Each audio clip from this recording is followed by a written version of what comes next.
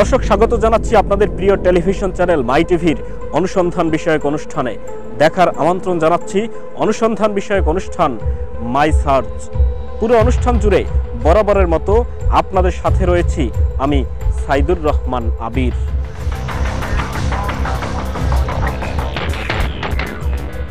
আজকে এমন একটি বিষয় নিয়ে আপনাদের সামনে হাজির হয়েছি যে বিষয়টি আপনাদের সকলের কাছেই অতি পরিচিত একটি বিষয়। আপনারা কখনো বিরক্ত হন, আবার কখনো আবেগী হন, কখনো মায়ায় পড়ে এগিয়ে যান, বাড়িয়ে দেন সাহায্যের হাত। দর্শক, বলছি ভিক্ষাবৃত্তির কথা। রাজধানী সহ সারা দেশে বাড়ছে আবারও ভিক্ষুকের সংখ্যা। সংশ্লিষ্ট কর্তৃপক্ষের নীতিমালা অনুযায়ী ভিক্ষুকদের পুনর্বাসন এবং বিকল্প কর্মসংস্থানের কার্যক্রম চললেও মাঠে তার কেন কোনো ছাপ নেই? চলুন প্রথমেই দেখাবো রাজধানীতে ভিক্ষুকের অবস্থা। অর্থনীতি সহ দেশ যখন সবকিছুতে এগিয়ে যাচ্ছে, বিশ্বের দরবারে বাংলাদেশ যখন মাথা উঁচু করে দাঁড়াতে শুরু করেছে, দেশের উৎপাদনশীলতা, ভোগ, রপ্তানি, কৃষিজ উন্নয়ন সহ সবকিছু যখন দেশকে সামনের দিকে নিয়ে যাচ্ছে, আর এমন বিষয়গুলো যে কোনো নাগরিকের জন্য অত্যন্ত স্বস্তির, তবে তার মধ্যে কিছু দৃশ্য মাঝে মাঝে অত্যন্ত অস্বস্তিকর, আর তা হচ্ছে ভিক্ষাবৃত্তি। ভিক্ষুক এখন শিশু থেকে শুরু করে বৃদ্ধ পর্যন্ত ছোট্ট বাচ্চারাই যেন এখন ভিক্ষার অন্যতম উপায়। রাজধানীর কমলাপুর রেল স্টেশন দল বেঁধে করছে ভিক্ষা। এদের মধ্যে আছে শারীরিক ও মানসিকভাবে সম্পূর্ণ সুস্থ মানুষ, তারাও বেছে নিয়েছে ভিক্ষার পথ। সুস্থ হয়েও কেন ভিক্ষা করছেন? অন্য কোনো কাজ খুঁজছেন না তারা, আর কাজ দিলেও করবেন না তারা। সরকারি সাহায্য সহযোগিতা পান না কোনো? পাই পাই। কত টাকা পান? তাতে হয় সংসার চলে? না গো বাবা, বেশি পাই না। পুরা এই আয়ে না ইয়ো। রাজধানীতে যে কোনো স্থানে ট্রাফিক সিগন্যাল পড়লেই শুরু হয় ব্যস্ততা। প্রথম কাজই হচ্ছে গাড়ির গ্লাসে টুকটুক শব্দ করা। এদের মধ্যে অনেকেই ক্যামেরা দেখে এড়িয়ে যেতে চান।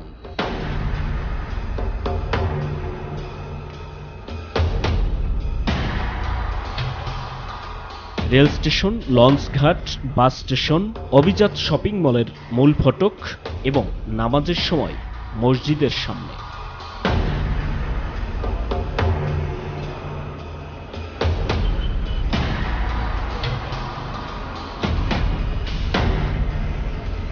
মুসল্লিরা যখন জুমার নামাজ আদায় করবে, ঠিক তখনই ভিক্ষুকরা ব্যস্ত তাদের হাত পেতে ভিক্ষা নেয়ার জন্য বসার জায়গা নিশ্চিত করতে।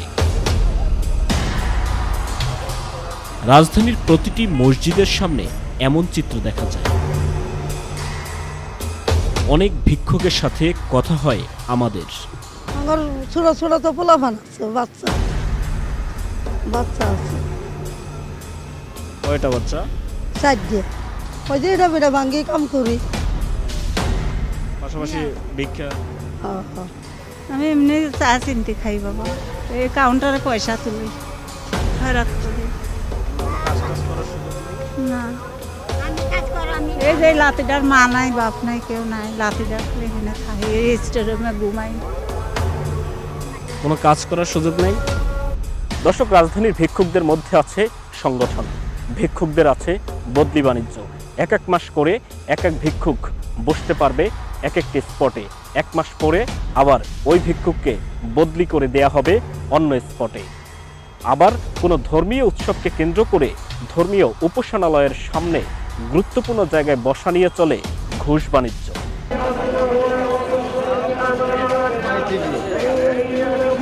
দেশের জাতীয় মসজিদ বাইতুল মুকাররম জুমার নামাজের দিন অথবা যে কোনো ধর্মীয় উৎসবের দিন গুরুত্বপূর্ণ জায়গায় বসা নিয়ে আছে সিন্ডিকেটের প্রভাব ও বাণিজ্য।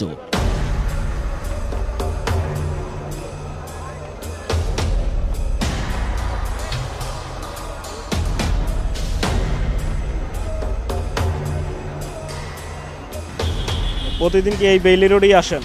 না, প্রতিদিন আসি না, একটু জুম্মার দিন আসি। প্রতি শুক্রবার বেইলি রোডে আসে। আমার সরকারের দরকার নাই, আমার টামি কামাই করে গিয়ে আমি মানুষকে চাইয়া গাই, ওটা আমার ভালো, সরকারের দরকার নেই আমার। আমি বেলি রোডে হাঁটতে গেছি, হ্যাঁ, তখন কি বলছে জানেন? বলে যে আমার বাড়ি তো কমপ্লিট হয়ে গেছে, এখন ডিশ লাগাবো আর ওই যে হেমা মালিনীর নাচ দেখবো। তা আমি শুনতেছি, আমি পেয়ারা কিনতেছি। ভিক্ষার প্রক্রিয়ার সাথে মানুষকে সম্পৃক্ত করার জন্য, অর্থাৎ যাদেরকে দিয়ে ভিক্ষা করানো হবে, এই বিষয়কে কেন্দ্র করে একটি মানে চক্র, একটি বলা যেতে পারে একটি চক্র তৈরি হয়েছে, তাদের সংগঠন পর্যন্ত রয়েছে। এবং এরকমও আছে, বিভিন্ন স্টাডিতে এটি বেরিয়ে এসেছে যে বিভিন্ন জায়গা থেকে ছেলে মেয়েদেরকে ধরে নিয়ে এসে বিকলাঙ্গ করে অথবা অক্ষম করে তাকে ভিক্ষাবৃত্তির সাথে জড়িত করা হচ্ছে। অর্থাৎ ওই সংগঠন থেকে, ওই ভিক্ষুকদের সংগঠন থেকে তাদের প্রতিনিয়ত 1 মাস বা 15 দিন পর পর তাদের জায়গা পরিবর্তন হয়। ভিআইপি এলাকায় সিগন্যালগুলোতে ভিক্ষা করাও নিয়ন্ত্রণ করে একটি সিন্ডিকেট। এমনই তথ্য ও চিত্র উঠে এসেছে ঢাকা বিশ্ববিদ্যালয়ের সমাজ কল্যাণ গবেষণা ইনস্টিটিউটের একদল গবেষকদের কাছে। একজন ভিক্ষুক ওই সংগঠনের সাথে যারা আছে, তাদের প্রতিদিনের যে উপার্জন তার থেকে একটা অংশ সেই সংগঠনের নেতাদেরকে চাঁদা হিসাবে দিতে হয়। রাজধানীর বিজয় সরণি সিগন্যাল, বাচ্চা কোলে নিয়ে ভিক্ষা করছেন এই মহিলা।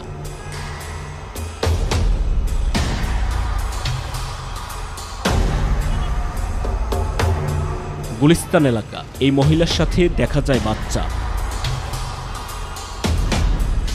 এরকম অসংখ্য আছে, যখনই ক্যামেরা দেখে তখন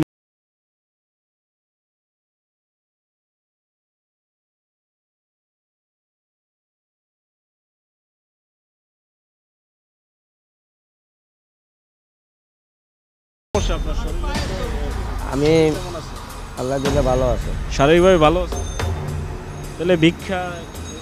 আমার তো পাও ভাঙা, হাত ভাঙা, অ্যাক্সিডেন্ট ভাঙা। আমি তো বয়া ভিক্ষা করি না, আমি পোলা পারলে বয়া থাকি। তোর মনে চাইলে 10 টাকা দেয়, না চাইলে নাই, আমি কেউ কাছে হাত বাড়াই না।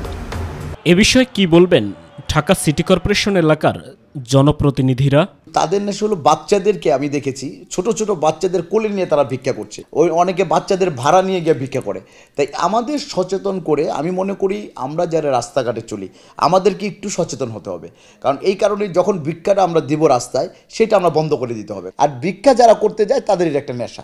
এর জন্য আমাদের সামাজিকভাবে যারা আমরা বসবাস করি, সমাজ থেকে ভিক্ষাটা দূর করতে হবে। বলতে হবে তুমি কাজে যাও, কাজ করো, সেইখানে তোমার উপার্জন আছে, ভিক্ষা বন্ধ করো। দর্শক, এই চিত্র কি শুধু রাজধানীতে? না, ভিক্ষুকের এই চিত্র এখন দেশের প্রতিটি অঞ্চলে। আপনাদেরকে দেখাবো এখন দেশের উত্তরাঞ্চল এবং দক্ষিণ অঞ্চলের কয়েকটি জেলা শহরের চিত্র। তাহলেই বুঝতে পারবেন কিভাবে বাড়ছে ভিক্ষুকের সংখ্যা। তবে তার আগে যেতে হবে একটি বিরতিতে। ফিরছি, সাথেই থাকুন।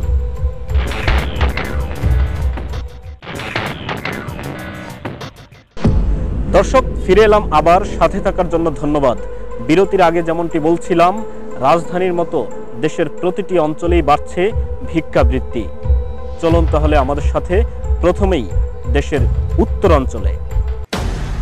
দেশের উত্তরাঞ্চলের জেলা সিরাজগঞ্জ, চলছে সর্বত্র এবং সর্বদা ভিক্ষাবৃত্তি। কথা হয় এই ভিক্ষুকদের সাথে।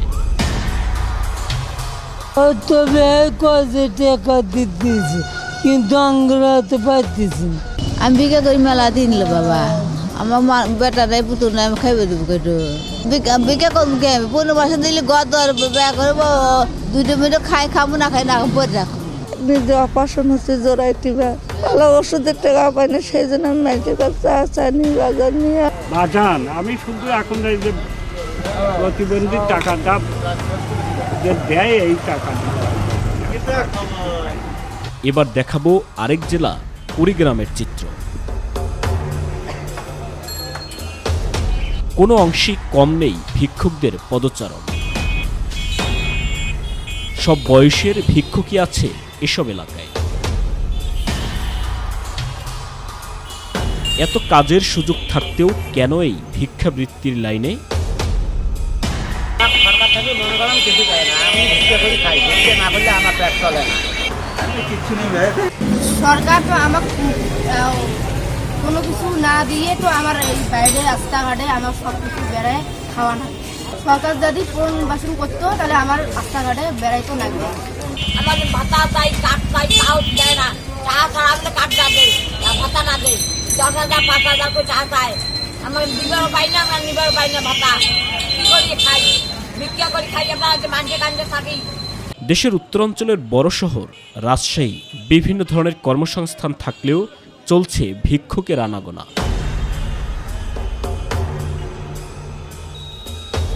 কথা বলে সবার উত্তরই প্রায় সমান, অর্থাৎ গদবাধা।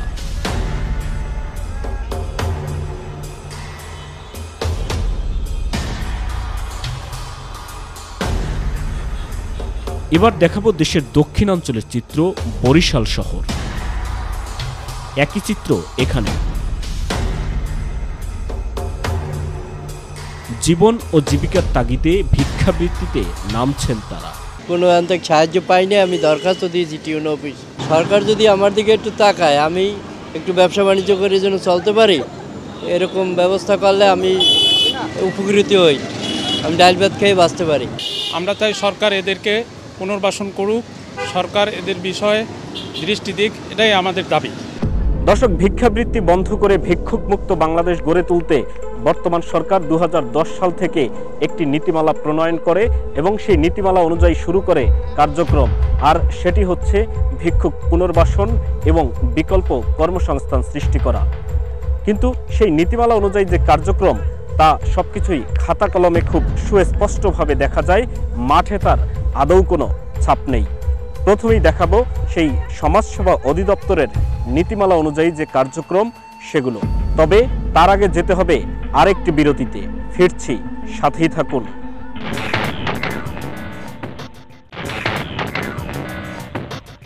দর্শক, ফিরে এলাম আবার, সাথে থাকার জন্য ধন্যবাদ। বিরতির আগে যেমনটি বলছিলাম, ভিক্ষুক মুক্ত বাংলাদেশ গড়ে তুলতে সমাজসেবা অধিদপ্তরের যে নীতিমালা অনুযায়ী কার্যক্রম, সেগুলোর কি অবস্থা দেখাবো, চলুন আমাদের সাথে। সমাজ কল্যাণ মন্ত্রণালয়ের সমাজসেবা অধিদপ্তরের যে কার্যক্রম রয়েছে, সেই কার্যক্রমের আওতায় কোনো সহযোগিতাই কি পাচ্ছেন না তারা? আমাদের কিছু দিলে হয়, আমরা ভিক্ষা করলেও না হয়। সামাজিক নিরাপত্তার অধিকার, অর্থাৎ বেকারত্ব, ব্যাধি বা পঙ্গুজনিত কিংবা বৈধব্য, মাতৃপিতৃহীনতা, বার্ধক্যজনিত কিংবা অনুরূপ পরিস্থিতিজনিত আওতাতীত কারণে অভাবগ্রস্ত, তার ক্ষেত্রে সরকারি সাহায্য লাভের অধিকার সংযুক্তি করে সামাজিক নিরাপত্তাকে রাষ্ট্রীয় কাঠামোয় অন্তর্ভুক্ত করেন জাতির জনক বঙ্গবন্ধু শেখ মুজিবুর রহমান এবং সংবিধানের 19 অনুচ্ছেদে জাতি, ধর্ম, বর্ণ নির্বিশেষে সকল মানুষের অধিকার সমতা নিশ্চিত করেছেন তিনি। এই প্রেক্ষাপটে সমাজ কল্যাণ মন্ত্রণালয় এবং সমাজসেবা অধিদপ্তর ভিক্ষাবৃত্তির অবসানের লক্ষ্যে ভিক্ষুক পুনর্বাসন ও বিকল্প কর্মসংস্থান শীর্ষক একটি নীতিমালা প্রণয়ন করে। বর্তমান সরকার 2010 সাল থেকে আর্থিক বরাদ্দ দিয়ে কার্যক্রম শুরু করে এই নীতিমালার। এই কার্যক্রম পরিচালনার জন্য রাজধানী থেকে শুরু করে উপজেলা পর্যন্ত রয়েছে বাস্তবায়ন কমিটি। নীতিমালার যেসব কার্যক্রম রয়েছে তা হচ্ছে সমাজ থেকে ভিক্ষাবৃত্তি দূর করা, প্রচার করা, তথ্য সংরক্ষণ ও প্রতিবেদন প্রেরণ, ভিক্ষাবৃত্তিতে নিয়োজিত ব্যক্তিদের নাম রেজিস্ট্রেশন, আর্থিক অবস্থা যাচাই ও চাহিদা নিরূপণ, ভিক্ষাবৃত্তিতে নিয়োজিত ব্যক্তিদের কর্মসংস্থান সৃষ্টি করা, যেমন ক্ষুদ্র ব্যবসা, মুদি ও চায়ের দোকান, পানের দোকান, কাঁচামালের ব্যবসা, বাদাম, মশলা ও কাঠ বিক্রি, সেলাই কাজ, রিক্সা ভ্যান চালানো এবং হাঁস মুরগি ও পশুপালন, যা সবই সরকারি অর্থায়নে করার সুযোগ পাবে এই নীতিমালা ও কার্যক্রমের আওতায়। কিন্তু তা কি আদৌ হচ্ছে? যদি এই কার্যক্রম সঠিকভাবে পরিচালনা করা হতো তাহলে বাস্তবতার চিত্র হতো অনেকটাই উল্টো। দর্শক, সমাজ কল্যাণ মন্ত্রণালয়ের সমাজসেবা অধিদপ্তরের এই ভিক্ষুক পুনর্বাসন এবং বিকল্প কর্মসংস্থান সৃষ্টির যে কার্যক্রম পরিচালনা করছে, তা মাঠে যে তেমন কোনো ইতিবাচক প্রভাব ফেলছে না এবং এই কার্যক্রম যে তেমন বেশি ফলপ্রসূ হচ্ছে না, তার অন্যতম একটি প্রমাণ হচ্ছে রাজধানীর বেশ কয়েকটি গুরুত্বপূর্ণ এলাকায় সমাজসেবা অধিদপ্তরের ভিক্ষুক মুক্ত এলাকা লেখা সম্বলিত সাইনবোর্ড বসানো থাকলেও সেখানেই রয়েছে সবচেয়ে বেশি ভিক্ষুকের আনাগোনা। সমাজসেবা অধিদপ্তর থেকে যেসব এলাকা ভিক্ষুক মুক্ত ঘোষণা করা হয়েছে সেসব এলাকা হচ্ছে hotel Sonargaon, Radisson, intercontinental, Bailey road, Dhanmondi, Gulshan সহ আরও বেশ কয়েকটি এলাকা। এবার দেখাবো এসব এলাকার চিত্র। তাহলে সমাজসেবা অধিদপ্তরের এই উদ্যোগ এবং বরাদ্দকৃত টাকা কোথায় যায় এবং কিভাবে খরচ হচ্ছে সেসব বিষয়ে কয়েকটি জেলায় সমাজসেবা কর্মকর্তাদের সাথে কথা বলার চেষ্টা আমাদের। অনেকেই কথা বলতে রাজি হননি, আবার যারা বলছেন তারা সদুত্তর না দিয়ে বললেন গদ বাঁধা কিছু কথা, বাস্তবে যার কোনো মিল নেই। আসলে ডিস্ট্রিক্টের মধ্যে বক্তব্য এটি মানুষ কি করছে না যেটা দেখাচ্ছে সেটা অফিসার এরা ওখানে আজকে 6 টাকা ঠিক আছে, আপনার সাথে আমার কথা হবে, নাম্বারটা আছে। আমরা ইতিমধ্যে বিভিন্ন উপজেলায় 1 লাখ টাকা করে এবং আগৈলঝাড়া উপজেলায় 8 লক্ষ টাকায় ভিক্ষুক পুনর্বাসনের জন্য ইতিমধ্যে দিয়েছি। বরিশাল সদর এবং শহর সমাজসেবা কার্যালয়ের আওতায় প্রায় 62 জন ভিক্ষুককে বিভিন্নভাবে আমরা পুনর্বাসন করেছি। 6,859 জন ভিক্ষুকের অনুকূলে আমরা 22 লক্ষ টাকা প্রদান করি। কুড়িগ্রাম নদী বহুল এবং বন্যা কবলিত এলাকা হওয়ায় প্রতি বছর ভিটেমাটিহীন ক্ষতিগ্রস্ত নিঃস্ব লোকের সংখ্যা বৃদ্ধি পাচ্ছে। সমাজসেবা অধিদপ্তরের কর্মকর্তাদের সাথে এ বিষয়ে কথা বলার চেষ্টা করা হলেও বারবার ব্যস্ততার অজুহাত দিয়ে এড়িয়ে থাকেন তারা। সমাজসেবা অধিদপ্তরের এমন কার্যক্রম এবং বাস্তবতার চিত্র নিয়ে কি মন্তব্য করবেন ঢাকা বিশ্ববিদ্যালয়ের সমাজকল্যাণ গবেষণা ইনস্টিটিউটের এই সহকারী অধ্যাপক? সমাজ কল্যাণ মন্ত্রণালয়ের সমাজসেবা অধিদপ্তরের যে কাজগুলো, যে ভিক্ষুকদের পুনর্বাসন, সেই ভিক্ষুকদের পুনর্বাসন করতে গিয়ে যে ধরনের কর্মসূচিগুলো নেওয়া হয়েছে বা এখনও যেগুলো আছে, সেই কর্মসূচিগুলো মোটা দাগে খুব একটা আসলে কার্যকরী ভূমিকা রাখতে পারছে না। সেই কর্মসূচিগুলোকে আমরা যেভাবে দেখি সেটি হলো যে ওই প্রজেক্টের সাথে যারা জড়িত থাকেন তাদের উন্নয়নের জন্যই সেই অর্থগুলো অনেক ক্ষেত্রে ব্যবহার হয়, তারাই সেই অর্থ দিয়ে পরিপুষ্ট হন। কিন্তু ভিক্ষুকদের পুনর্বাসনের জায়গাটি কতটা হয় এই বিষয়টি একেবারে শুরু থেকে প্রশ্নবিদ্ধ। কথা বললেন সমাজ কল্যাণ মন্ত্রণালয়ের দায়িত্বে থাকা প্রতিমন্ত্রী। ভিক্ষুকের যে কথাটা বলেছেন, ভিক্ষুক পুনর্বাসনে আমাদের কর্মসূচি আছে এবং চলছে, এটা চলমান। এবং আমরা ঢাকা শহর ভিক্ষুক কিছু দেখা যেত এবং বড় বড় আপনার মেট্রোপলিটন সিটিগুলিতে আমরা এনে ভিক্ষুকদেরকে আমরা তাদের গ্রামে পুনর্বাসন করেছিলাম, বাড়িও বানিয়ে দেওয়া হয়েছে এবং তাদের কিছু কাজকর্ম করার জন্য কিংবা ছোটো ব্যবসার জন্য তাদেরকে টাকাও দেওয়া হয়েছে। এবং এখন যারাদেরকে অনেক সময় রাস্তায় দেখেন যে ভিক্ষা করতে, এদেরকে পুনর্বাসন করা হয়েছে এবং এদেরকে পুনর্বাসন করেও আমরা দেখেছি এরা আবার সেই ভিক্ষাবৃত্তিতে ফিরে গেছে, কারণ এই প্রফেশনটাকে খুবই লাভজনক তারা অনেকেই মনে করে।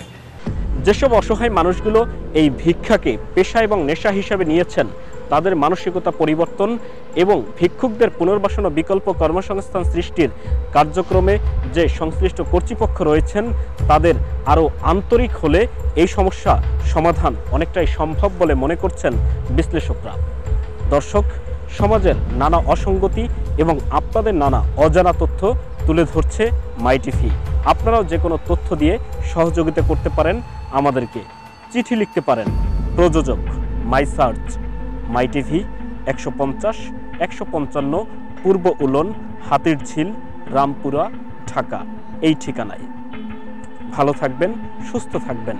সবশেষ আবারও বলবো, সাহস করে তথ্য দিন, পৌঁছে যাবে মাই সার্চ টিম।